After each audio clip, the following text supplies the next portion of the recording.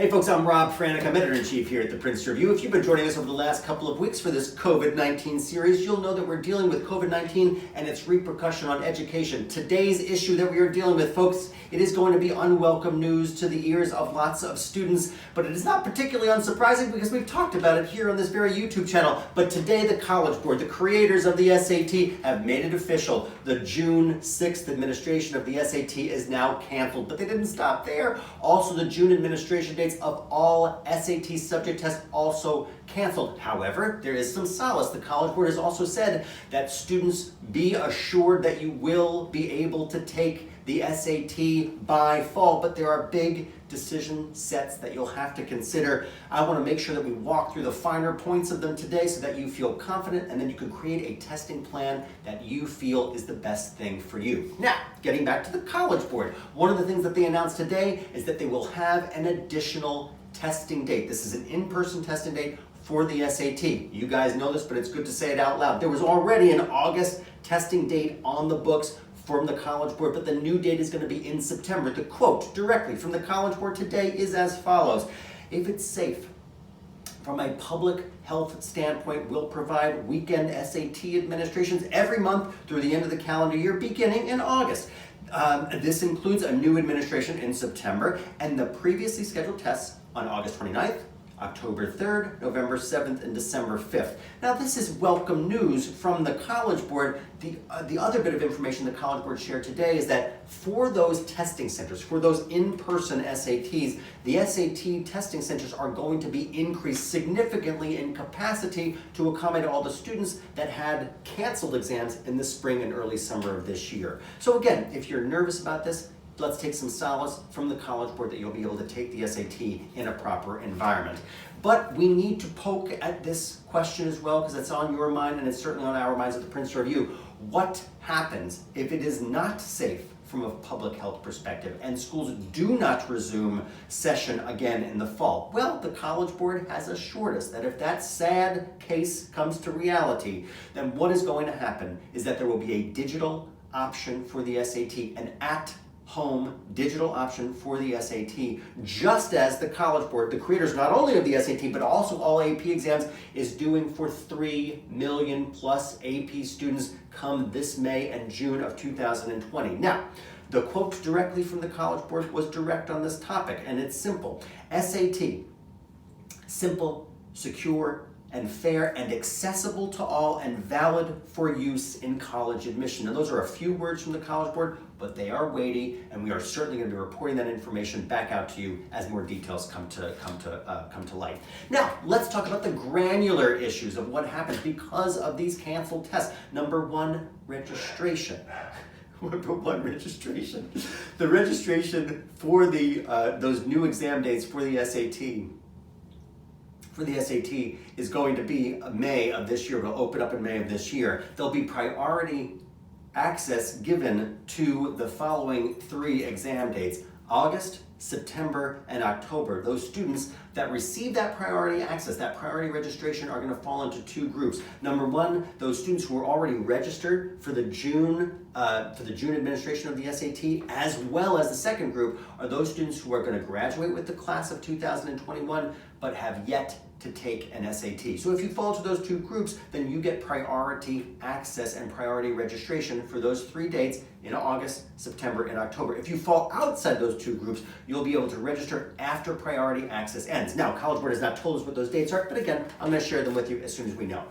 Let's move on to SAT subject tests. They will be offered in the same format, from a testing center format, as the SAT in those dates as well, August through December, once per month. Now, if you were sitting for the June administration of German, Hebrew, and Italian, which have always been given in June, take some solace. College Board has given us guidance that you'll be able to take those exams. We don't yet know the dates, but you'll be able to reschedule for those specific exams for German, Hebrew, and Italian. We should also, if you are like our students at the Princeton Review, specifically prepping for AP, this question is likely coming up for you as well. If the SAT ends all ends up being administered remotely for all students, will the same thing happen to SAT subject tests? And the folks, we just don't yet know the answer here, but as soon as that information becomes clear, we'll certainly relay it to you. On to international students. International students will receive the same test dates that we've just walked through for national students here in the US, August through December. Now, the College Board alluded to the fact that they may add in another international date for students, but again, have not shared that date with us yet. If for some reason schools in the US are not going to be fully back in session, come the fall, international students will also receive the same opportunity as US students to receive that at-home option for the SAT. Again, we'll report this information back as we hear it. Now let's move on from the SAT to the ACT. As of this taping, you guys know this part already, but the April administrations of the ACT was canceled. But what we heard directly from the ACT today was that they will offer multiple testing dates in June and July of this year under what they're calling a flexible schedule program for those summer dates in 2020. Now that is big news, but the biggest news that the ACT announced today was that, very similar to the SAT, the ACT is planning an at-home offering of the ACT exam come the fall and winter of 2020. Now this sounds, in our experience at the Princeton Review, like an addition to the in-person experiences that the ACT has already assured us. So you'll be able to choose between an in-person experience or that ACT at-home experience. Again, as the details come up from ACT, we'll share them with you. The ACT also has a testing option that's called on-campus testing. Now this allows colleges and universities that are hosting these ACT events, these testing events, to do three things. Number one, they can administer the ACT. Number two, they can proctor it. And number three, they can immediately score it. Now this is a coup for students. However, the tragic flaw of the program is that those scores are only valid at that one college or university. They are not transferable to other schools. So again, if ACT folks are watching, folks, this is the opportunity that you have to change this program and revisit it. But again, our opinion at the Princeton Review. But let's move on to the glass half full side of the fence. The ACT announced in September of 2019 that the ACT would be changing significantly, and the three big factors in that change is that the ACT would become a digital option. Number two, there would be auto super scoring for the ACT, meaning that your best scores would automatically be super scored and then sent on to the colleges of your choice. And the last and biggest part is online single section retesting. Now folks, this is so interesting because that means that once you sat for one full ACT, and there's 4 compulsory sections of the ACT as you likely know, but after this, come September of 2020, once you sat for that full exam, the next administrations you could take 1, 2, or 3 of those single section retests for the ACT. ACT said today that as long as schools are in session and you're able to host in-person events, those new features will continuously move on for this fall. So again, we'll be following along this as we move on. Now, one more thing before we end. I just want to focus now and shift our focus to college admission. Many of our students have been asking this question of us. How will these testing changes affect college admission? If you were watching our videos last week, we tackled this issue of test optional schools. And test optional schools, again, the simplest definition, simply these schools that do not require the SAT and ACT scores to be submitted for academic admission. Now, many of those schools will ask for your SAT and ACT scores if you want to qualify for scholarship dollars. But be that as it may, just getting back to the idea of test optional schools. Many schools, a little over 200 colleges and universities, have signed up to become test optional, at least temporarily, in light of these COVID times.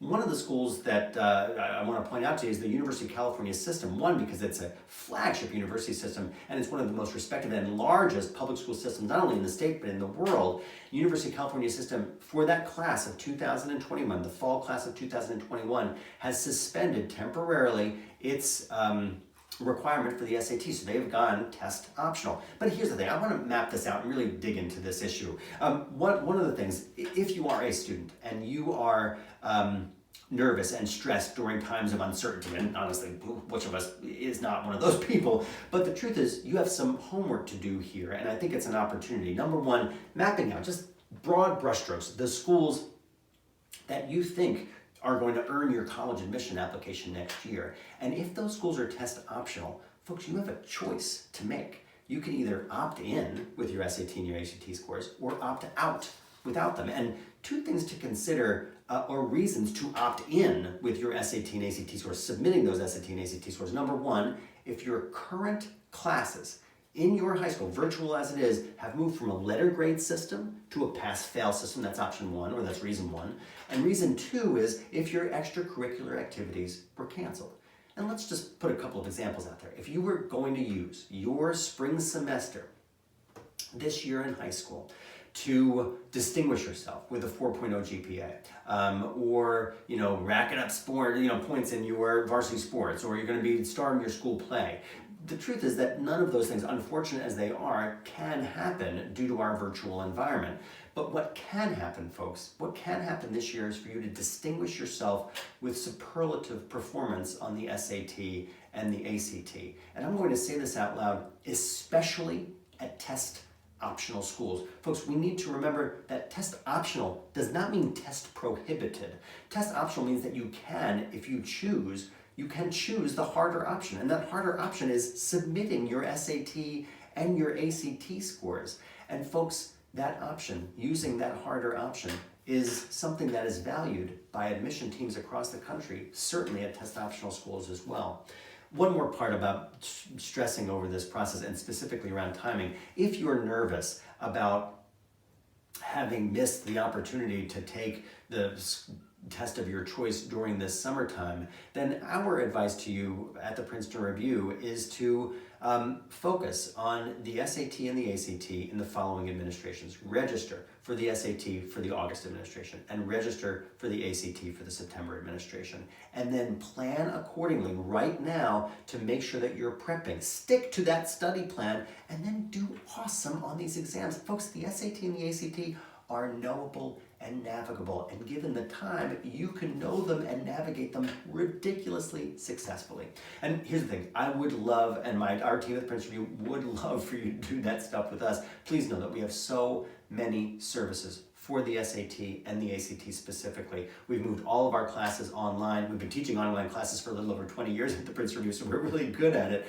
But in addition to that, just to talk a little bit about our online options, we have an online dashboard. You'll follow along your work throughout that dashboard and your experience with us. We also have the SAT, ACT Advantage session, which are in addition to your traditional sessions at the Princeton Review with our best teachers and tutors at the Princeton Review. Again, just a couple of options that we'd love to talk to you about at the Princeton Review. You can reach out to me, any of our team at the Princeton Review social channels, or right here on YouTube. Again, Rob Franek, I'm editor-in-chief here at the Princeton Review, signing off until tomorrow.